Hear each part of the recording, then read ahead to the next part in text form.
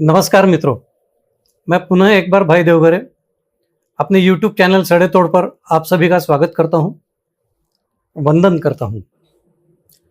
मित्रों, 24 अप्रैल 2026 बागेश्वर धाम बालाजी धीरेन्द्र शास्त्री जी ने नागपुर में दो बड़े वक्तव्य किए और सेक्युलरवादियों में मानो एक भूचाल सा आ गया। सबसे पहला वक्तव्य उनका कौन सा था? पहला वक्तव्य था उनका, छत्रपति शिवाजी महाराज ने अपनी सर की पगड़ी समर्थ रामदास स्वामी को सौंप दी और बोल दिया कि आज से ये राजपाट आप संभालो। तब समर्थ रामदास स्वामी जी ने यह कहा था कि गुरु मैं हूं और आप शिष्य हो, तो फिर शिष्य का काम क्या है? शिष्य का काम है गुरु आज्ञा का पालन करना। मित्रों, मुद्दा यही है। जो कांग्रेस बोलो, तृणमूल कांग्रेस बोलो, परिवारवादी पार्टियां बोलो, सपा बोलो, बसपा बोलो, ये सारे लोगों में जो अंगार लगी हुई है कल के वक्तव्य से, वो इसी वजह से है। सिर्फ आड़ ले रहे, इतिहास को पता नहीं, इतिहास में झांककर इन्होंने देखा नहीं, ये सारी चीजें बेफालतू की ये लोग बात कर रहे हैं। लेकिन मुद्दा यही है कि समर्थ रामदास स्वामी ब्राह्मण थे और वो छत्रपति शिवाजी महाराज के सद्गुरु थे। इसकी बहुत सारी इतिहास में आपको उल्लेख भी मिलता है कि छत्रपति शिवाजी महाराज के सद्गुरु समर्थ रामदास स्वामी थे। समर्थ रामदास स्वामी के बारे में एक और बात कही जाती है कि 13 कोटि का राम नाम जप होने के बाद जब समर्थ रामदास स्वामी जी को लगा कि अब मेरे जीवन में बचा क्या है, तब उन्होंने तय किया कि बस अब जीवन समाप्त करना, और उन्होंने अपने आप को एक ऊपर बहुत ऊंचे कड़े से नीचे झोंक दिया ताकि देह में से प्राण निकल जाए। लेकिन जैसे उन्होंने ऊपर से छलांग लगाई, नीचे में मौत की छलांग लगाई, तो उन्होंने पाया कि नीचे साक्षात हनुमान जी उनको गोद में लिए बैठे हैं और उन्होंने बताया है कि तेरे जीवन का कर्तव्य है कि आगे चलकर एक राजा हिंदवी स्वराज्य स्थापन करेगा, जिसको मार्गदर्शन करने के लिए आपका यह जन्म हुआ है। और उसके बाद जब अपने जीवन का ध्येय उनको मिला, तब सद्गुरु समर्थ रामदास स्वामी जी ने अपनी जीवन यात्रा आगे बढ़ाई और उसके बाद में छत्रपति शिवाजी महाराज को मार्गदर्शन किया और हिंदवी स्वराज्य की स्थापना की। इसके 2-3 परत मैं आपको बताता हूं कि ये मराठा समाज और बाकी सेक्युलरवादी, ये सारे जो लोग हैं, ये सारे जो राजनीतिक लोग हैं, इनको पहले से ही ब्राह्मण समाज के प्रति एक घृणा निर्माण करने की आदत है। भाऊ तोरसेकर ने बहुत सही और सटीक बात कही थी कि इतर समाज के लोग भी ब्राह्मण बनना चाहते हैं, मगर वो ब्राह्मण नहीं बन पाते, इसलिए ब्राह्मण की घृणा करते हैं। तो जो लोग ब्राह्मण हैं, उन्होंने अपने आप के प्रति एक फक्र महसूस करना चाहिए। अब इसका दूसरा उदाहरण भी देता हूं। एक अपने बहुत बड़े नेता है जिन्होंने कभी मराठा आरक्षण को सपोर्ट नहीं किया, या तो फिर वो दे नहीं सके, उनमें वो काबिलियत थी, मगर वो उन्होंने राजनीति का वापर करने के लिए उसका उपयोग किया मगर कभी मराठा आरक्षण दिया नहीं। वो भी ऐसा नेता है, वो भी कहते हैं कि शिवाजी के सबसे पहले जो गुरु थे वो जीजा माता थी। सबको पता है कि कोई भी बच्चा जब जन्म लेता है तब सबसे पहले उसके जो गुरु होता है वो माता पिता में से ही होता है, माता पिता ही होते हैं।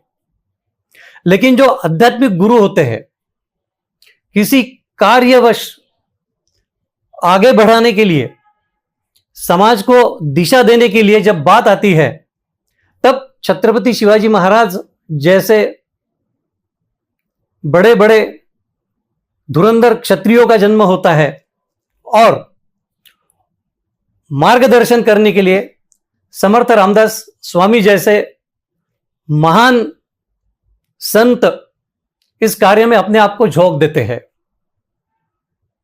अब संतों के बारे में यदि आप बात करो, योगी आदित्यनाथ क्या है? योगी आदित्यनाथ ने क्या किया? योगी आदित्यनाथ जी ने पूरा उत्तर प्रदेश जो गुंडों के हाथों हवाले हुआ था उसे फिर वापस लाके रख दिया। लेकिन हमारे जो राजनीतिक परिवारवादी राजनीतिक लोग रहते हैं उन्हें संत में संतत्व दिखाई नहीं देता, क्योंकि इनका संतत्व वहीं तक सीमित है, अशोक खरात तक जैसे संतों तक। खैर, अब आगे बढ़ते हैं। 2024 में एक रघुवीर नाम की एक फिल्म आई थी, मराठी फिल्म थी, वो भी समर्थ रामदास स्वामी पर थी, मगर उसमें जनमानस में क्षोभ या चिंता का विषय जाहिर ना हो या जनमानस में द्विधा पैदा ना हो, उसकी वजह से पूरे 3 घंटे की फिल्म में कहीं भी छत्रपति शिवाजी महाराज और समर्थ रामदास स्वामी, ये दोनों का जो नाता है वो गुरु शिष्य का नाता इस हिसाब से कभी दिखाया नहीं गया। रणजीत देसाई की एक बहुत श्रीमान योगी करके एक बहुत बड़ी सुंदर कादंबरी है, श्रीमान योगी। श्रीमान योगी में उन्होंने सारा कथन किया हुआ है कि छत्रपति शिवाजी महाराज के सद्गुरु समर्थ रामदास स्वामी महाराज थे। तो कहने का मकसद यह है कि इतिहास के पन्ने छत्रपति शिवाजी महाराज के प्रति जो है, आज जितने भी राजनीतिक सेक्युलरवादी लोग बात कर रहे, वो मुख्य मुद्दा दबा के धीरेंद्र शास्त्री पर प्रहार कर रहे। इन्हें एक बात पता नहीं रहती है, इनकी मति जो है वो अशोक खरात जैसे संतों तक सीमित रहती है। सही और सच में जो संत लोग होते हैं उनके वाणी में उसे वाचा सिद्धि कहते हैं। वो जो कहते हैं वो सच होता है, और यदि इतिहास में कुछ वो कहते, इतिहास की बात यदि कुछ वो कहते हैं तो वो सच रहता है। मगर ये राजनीतिक लोगों को ये बात पता नहीं है, ऐसा लगता है। अच्छा, अब दूसरी बात उन्होंने कौन सी कही? दूसरी बात, राष्ट्रीय स्वयंसेवक संघ का जो एजेंडा है कि हिंदू लोगों के लिए हर एक घर में 3-3 बच्चे पैदा किए जाए। वास्तव है, यदि 3-3 बच्चे हमारे यहां हिंदू घराने में पैदा नहीं होंगे तो 2050 या 70 के बीच में हिंदू नामशेष हो जाएगा, हिंदू बचेगा ही नहीं। और जो हिसाब से लव जिहाद से लड़कियां भगा के लेके जाने का काम चल रहा है, उसके बाद में बर्थ या तो फिर जन्म में, हिंदू के जन्म में और मुसलमानों के जन्म में जो अंतर पैदा हो रहा है उसके वजह से कहो हिंदू जाति नामशेष हो जाएगी। और इसी के लिए सरसंघ चालक डॉक्टर मोहन जी भागवत ने कहा था कि हर बेटा अपने घर में 3-3 बच्चे पैदा करे। अब सिख समुदाय यदि पैदा हुआ है, सिख समुदाय कैसा पैदा हुआ? तो हिंदू के घर का बड़ा बच्चा हमेशा सिख लोगों को या तो फिर सिखों को दिया गया, तब जाके ये सिख समुदाय बना।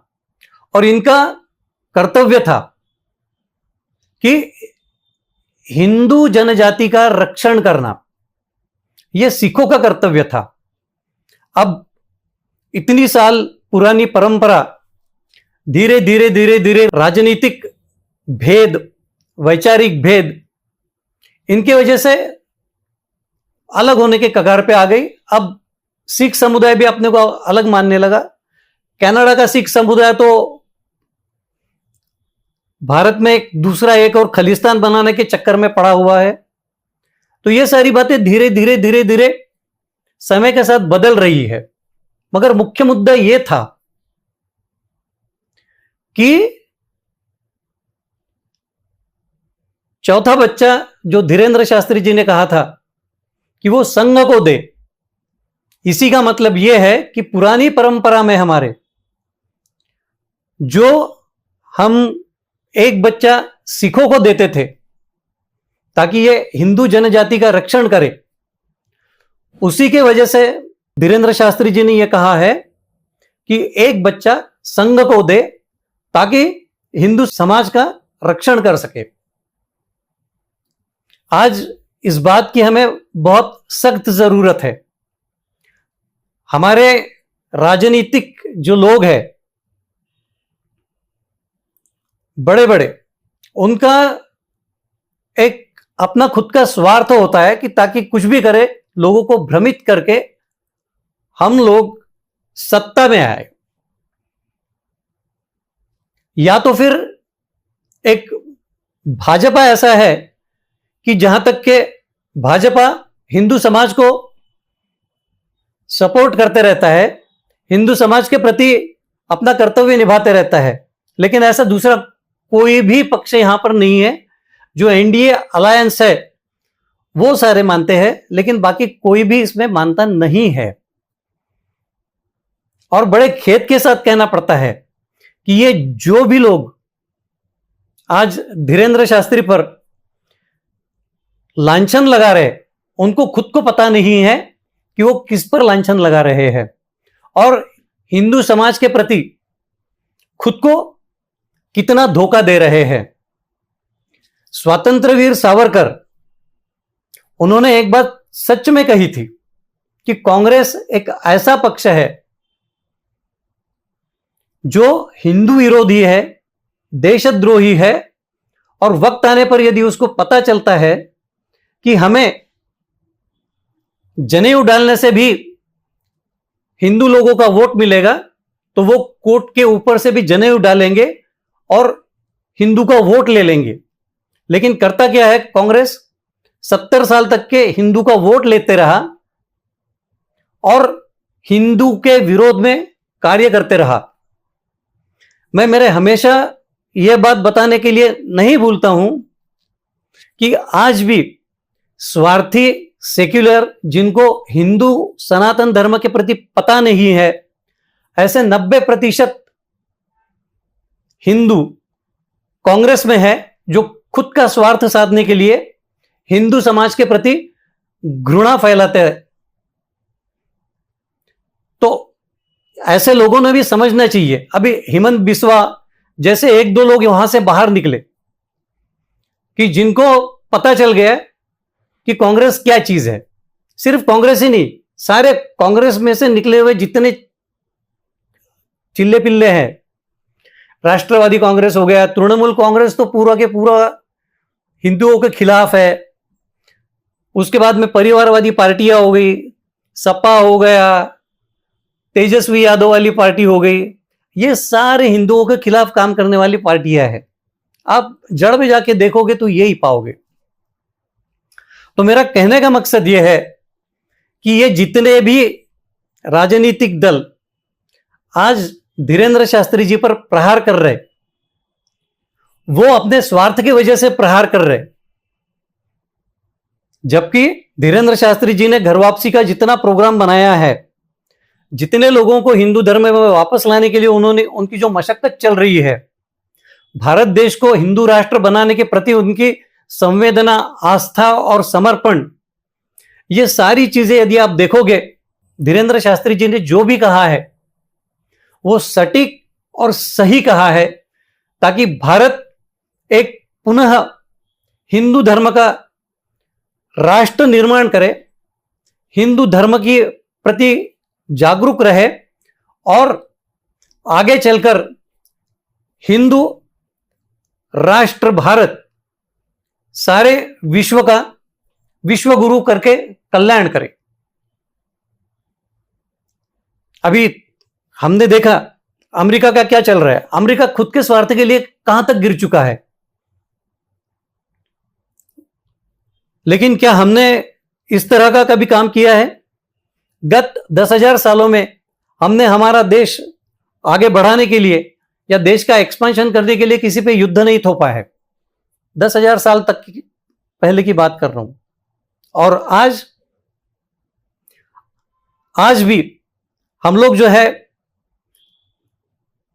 हमारे सिर्फ संरक्षण के लिए पाकिस्तान पर युद्ध किया है। भारत विश्वगुरु इसलिए बनेगा क्योंकि हमारा संकल्प वसुधैव कुटुंबकम का है। वसुधैव कुटुंबकम मतलब सारी पृथ्वी, मतलब एक फैमिली, एक कुटुंब। मगर इसका मतलब यह नहीं कि हम लोग सारे लोगों की बात सुनते जाए और अपनी बात ना रखे। 2014 तक के भारत के पास जितना दारू असला था सारा खत्म हो चुका था। पाकिस्तान हमारे पे हावी था।